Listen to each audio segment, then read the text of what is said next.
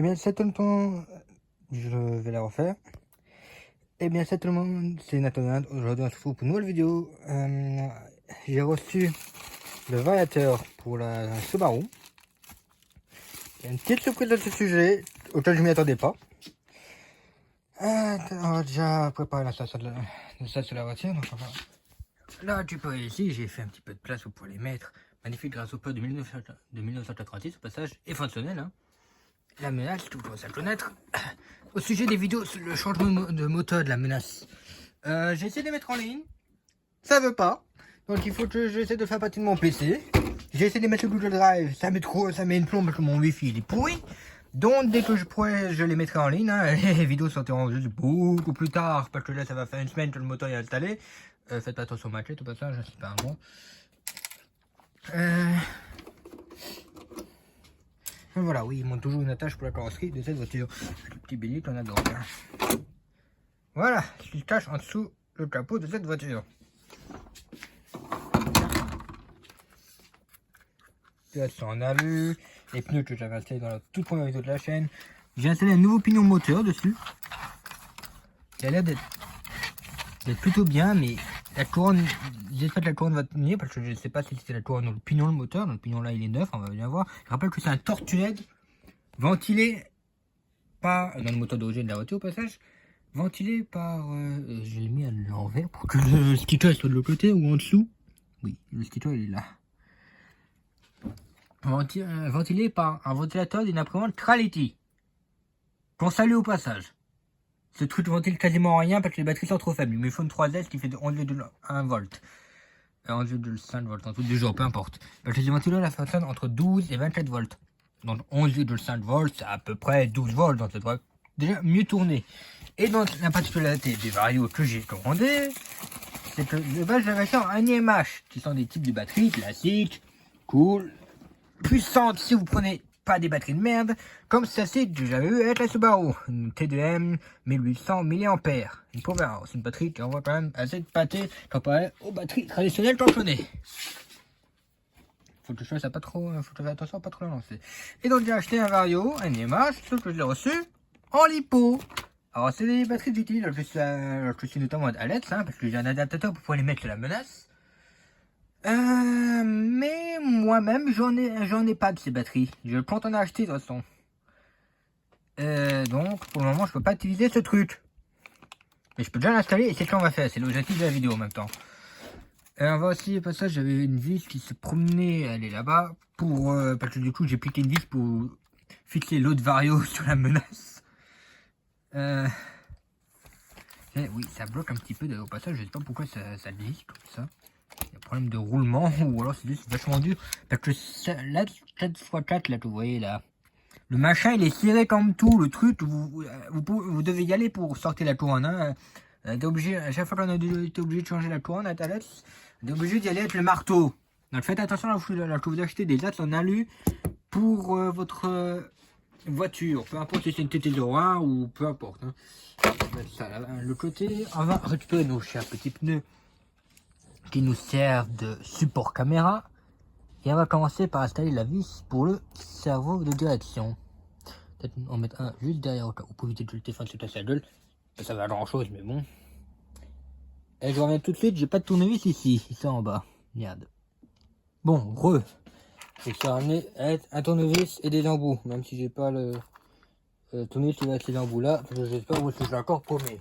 Il est ici. Vous doutez bien qu'il était là. Il y a assez d'humidité, c'est nickel. Attention, c'est vous qui est là derrière. Il y a le Sport Tunnel qui vous salue, hein, de la menace ST d'ailleurs. Le Sport Tunnel qui était l'ancien moteur de la menace ST pour ceux qui ne savent pas. Et je viens de me rendre compte qu'en fait, il n'y a aucune vis pour le cerveau de direction de la sub. Bon bah, on va déjà au moins en mettre une. Comme ça, ce sera déjà ça de fait. Non, au moins une. C'est mieux que rien du tout comme actuellement.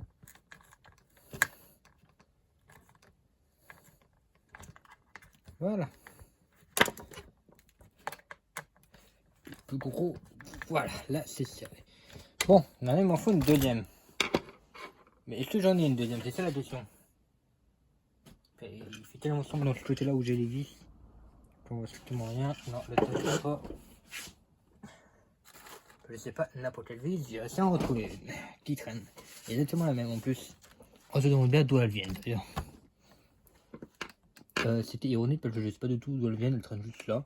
Mais c'est exactement les mêmes vis, donc je suppose qu'elles doivent venir d'une voiture ou d'une autre, sachant que j'ai les vis pour toutes les voitures. À part la menace ST sur laquelle monter les vis quand je l'ai eu. Sachant que c'est une voiture que j'ai récupérée, pas une voiture neuve. Voilà, comment que j'ai récupéré, comment faire plutôt. Hop là. Oh putain. Le cerveau il bouge pas d'un poil. Alors que la première fois que j'ai monté cette voiture, le cerveau avait du jeu de malade. Bon bah je crois que j'ai réussi à mettre plus de force dans les poignets. Hein. À force de faire ce boulot en même temps. Oui. Alors. Tout est en blanc. À cause de la poussière sur l'étagère. C'est du chiffon en même temps. Avoir besoin. Sachez le con là. Voilà. On a bien sûr comme d'habitude quand on achète des pièces, il y a des petites notices dont tout le monde s'en fout. On a ensuite ce magnifique variateur. Alors, il y a d'ailleurs des riselants avec ce truc. Je sais pas vraiment quoi ça sert. Généralement, ça se fixe avec un... Oh, il est plus petit que celui qui est sur la menace. Non, c'est la même taille. C'est le même modèle en fait à la base. Alors, je vais vous montrer un truc, c'est assez marrant. Je sais pas si vous voyez, c'est flou. Parce qu'il n'y a pas le focus, mais bon, pas grave, j'ai la flemme de toucher là. La languette du bas, elle est positionnée pour le NIMH. Sauf que l'autoradio de l'embout, c'est un embout lipo. Donc tellement il doit être sur le lipo. Si c'est pas fait, donc je vais le faire de suite. Voilà, j'ai maintenant un variateur totalement fonctionnel sur lipo. Je sais pas pourquoi il était foutu sur NIMH. Donc ils font ça à la chaîne, tu veux prendre pas le temps de vérifier. On a la top tête, il se fout ici, comme d'habitude. Il n'y a pas de... Alors il faut savoir des vis qui se mettent... Je vais essayer de vous montrer. Des vis qui se mettent là. Là où j'ai le long... Ici, là, au bout du doigt. Vous voyez peut-être les trous. Pire zoomer, parce que vous pouvez zoomer sur le téléphone, sur YouTube. Quand pas sur PC ou pas trop d'autres. On va le mettre dans le sens là, tellement. Bah non, dans le sens là. Dans ce sens... Oh, putain, ces câbles, ils se croisent, c'est ultra chiant. On va essayer d'attraper les câbles du moteur. Voilà, les câbles du moteur. Pour les brancher. Donc on a... le câble du vario qui se promène là. On a... Pour ceux qui ne savent pas. Toujours le câble le plus foncé, c'est le plus foncé. Donc on a le bleu, il va avec le vert. C'est plus foncé, tellement. Oui, c'est ça, c'est... Bon, puis de toute façon... Si vous vous trompez, ça fait juste tourner le moteur dans l'autre sens, ça inverse le sens de rotation. Au lieu d'avoir marche avant, vous irez en marche arrière. Et c'est peut-être pour ça que j'ai dû inverser. Non, ça va pas. Et donc, évidemment, le jaune sur le jaune, dans la même couleur. Voilà. Ça rentre pas super bien à cause des trucs en plastique qu'il y a autour, les protections. C'est compréhensif qu'ils en mettent, mais bon, parfois c'est aussi chiant. En plus, ici, c'est un peu chiant pour rentrer le négatif.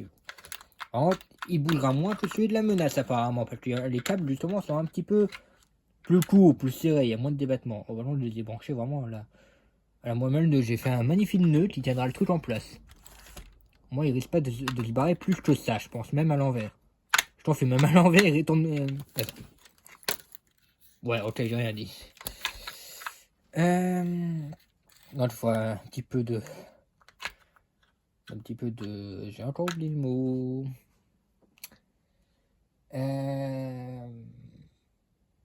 De pâte collante, on va dire, parce que j'ai plus le nom en tête, c'est tout ça aussi.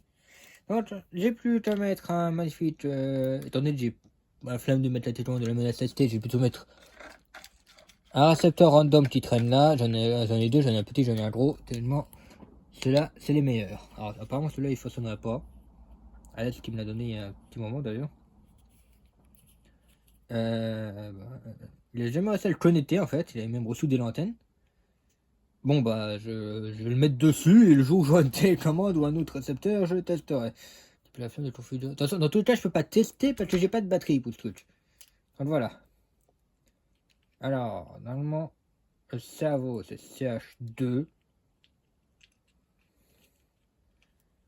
Non, là, c'est dans le mauvais sens. Voilà. CH1, c'est le variateur avec le moteur.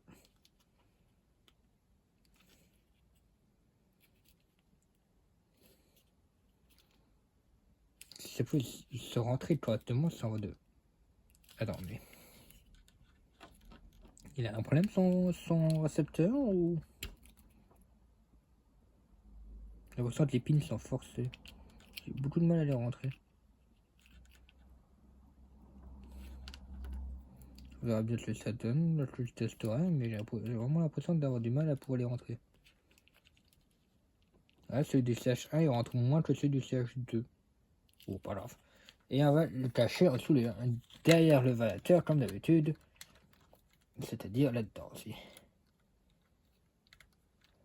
J'ai pas de tube à antenne, donc l'antenne se promènera juste de cette manière. Puis je l'ai enroulé autour le câble moteur, j'adore ma vie. Je fais plus des enroulements dans cette vidéo, plus des enroulements de câbles. Donc, comme je disais avant, les vidéos du changement de moteur sur la manette STT, donc c'est les vidéos d'ailleurs, au passage, je fais ça de partie. Étant donné que j'ai des petits problèmes d'installation de moteur, pour faire court, j'ai acheté un 550 à la place d'un 540. J'ai quand même réussi à l'adapter. Le câble moteur qui est bloqué ici, c'est de passer ce truc de con là derrière. Ah, les câbles sur ces voitures, c'est vraiment un bordel. Que ce soit essence ou électrique, même si électrique, ça reste quand même mieux. Au moins, votre voiture, ou en tout cas le carburateur, n'explose pas au premier jump venu. Comparé aux buggy électriques qui peuvent prendre des crashs dans des skateparks à 100 km/h sans aucun problème et ils repartent. Ça, bon, ceux qui ont inventé la voiture assez thermique, on aurait mieux fait d'adapter un carburateur qui au moins tient les chocs et qui soit facile à régler. Bon, bah cette voiture, elle est prête à accueillir une batterie, en espérant qu'elle puisse rouler avec la couronne pignon ou peu importe ce qui est pété là-dedans. Ah, alors je viens de remarquer qu'il y a plus de cardan à l'avant de la voiture, c'est tout à fait normal, puisque je les ai récupérés pour la menace. Ce qui fait qu'elle est en propulsion aussi. Et pour une voiture, c'est nickel, elle est sur 4x4, mais elle n'est pas 4x4 du coup.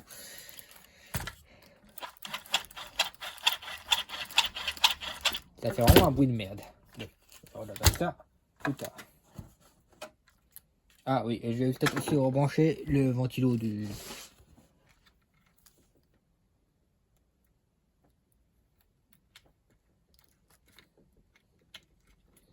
Voilà. Il n'y a plus qu'à attendre que j'ai une batterie lipo maintenant.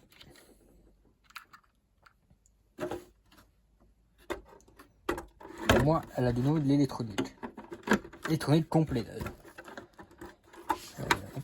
Là, allez le trou. Allez. Hop là.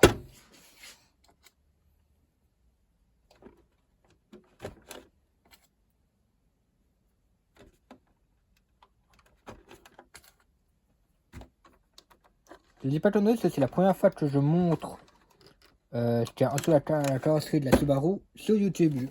Je l'ai toujours montré que sur Instagram. Jamais sur YouTube avant. Et voilà, bah, c'est la première fois que vous voyez ce qu'il y a en dessous de ce truc là. Je me demandais aussi pourquoi les roues à l'avant sont pas bloquées. Bah, maintenant je sais.